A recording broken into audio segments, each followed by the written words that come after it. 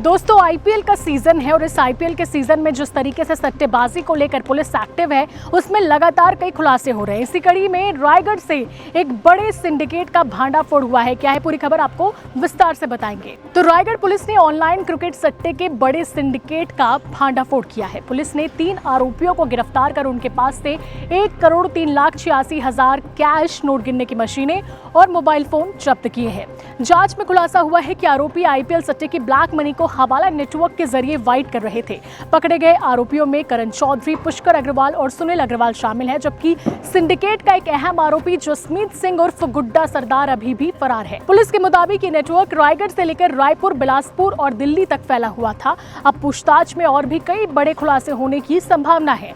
Raigarh police की इस पूरी कार्रवाई से ऑनलाइन सट्टेबाजी और हवाला नेटवर्क में हड़कंप मच गया है। न केवल रायगढ़ बल्कि छत्तीसगढ़ के कई जिलों में इस तरीके से पुलिस ऑनलाइन सट्टेबाजी के खिलाफ एक्शन ले रही है। फिलहाल इस खबर में इतना ही। ऐसे ही अपडेट्स के लिए सीजी भास्कर के पेज को सब्सक्राइब और फॉलो करना ना भूलें।